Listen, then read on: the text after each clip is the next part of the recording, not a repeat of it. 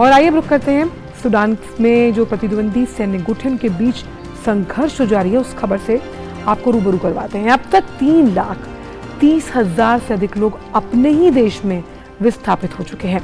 खबरों के माने तो सूडान के 1 लाख से अधिक लोग सीमा पार करने की कोशिश कर रहे हैं।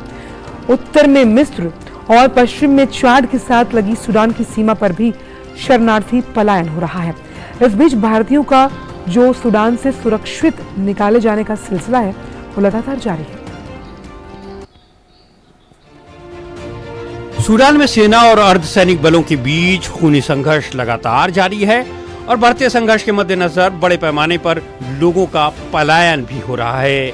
इस जंग की वजह से लोगों के पास देश छोड़कर जाने के अलावा शायद ही अब कोई विकल्प बचा है। संयुक्त राष्ट्र के मुताबिक करीब 1 लाख लोग देश छोड़कर पड़ोसी देशों में पनाह ले चुके हैं। इससे पहले संयुक्त राष्ट्र शरणार्थी एजेंसी ने चेतावनी दी थी कि सूडान में चल रहे खून खराबे के कारण 8 लाख तक लोग पड़ोसी देशों में शरण लेने के लिए मजबूर हो सकते हैं। शरणार्थियों के लिए संयुक्त राष्ट्र के उच्चायुक्त सूडान से भाग रहे लोगों की सहायता करने और चाड जैसे पड़ोसी देशों में सुरक्षा मुहैया कराने पर काम कर रहे हैं।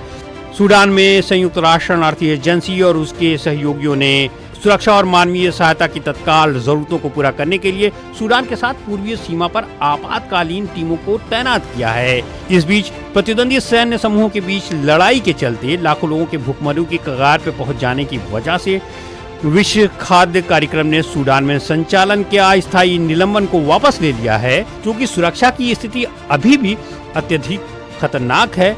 इसलिए विश्व खाद्य कार्यक्रम उन स्थानों पर विचार कर रहा है जहां से मानवीय सहायता की पहुंच सुनिश्चित की जा सके।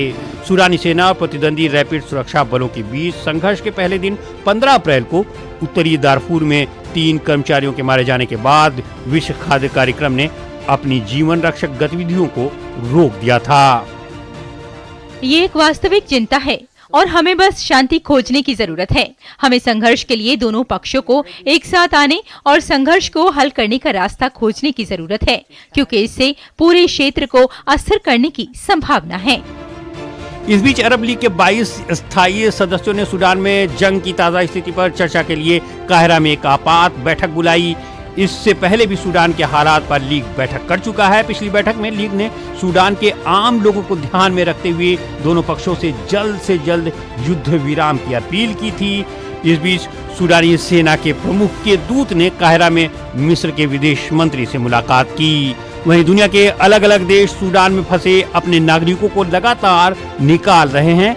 ऑपरेशन कावेरी के तहत हिंसाग्रस्त सूडान से भारतीयों की सुरक्षित स्वदेश वापसी जारी है। ऑपरेशन कावेरी के तहत भारतीय नागरिकों को लेकर जिद्दा से एक और विमान अहमदाबाद पहुंचा।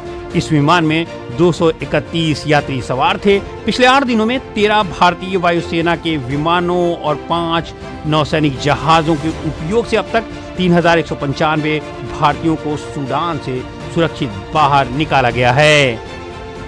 उधर रूस के रक्षा मंत्रालय ने मंगलवार को कहा कि वो सूडान से 200 से अधिक लोगों को निकाल रहा है। इस बीच सैकड़ों अमेरिकी और ब्रिटिश नागरिकों को सूडान से निकाले जाने का इंतजार है। इस बीच प्रत्यक्षदर्शियों ने बताया कि 72 घंटे के संघर्ष विराम के दूसरे विस्तार के बावजूद खार्तूम में हवाई हमले, गोलीबारी और विस्फोट जारी हैं। राजधानी के उत्तरी और पूर्वी हिस्से में कई ठिकानों को निशाना बनाया गया। राष्ट्रपति भवन के आसपास भारी तोपों की आवाज भी सुनी गई। जंग में अब तक 500 लोगों की मौत हो चुकी है, जबकि हजारों लोगों को विस्थापित होने पर मजबूर होना पड़ रहा है। सूडान में तेजी से बिगड़ते मानवीय संकट के बीच संयुक्त राष्ट्र आपातकालीन राहत समन्वयक मार्टिन ग्रिफ्स सूडान का दौरा कर रहे हैं।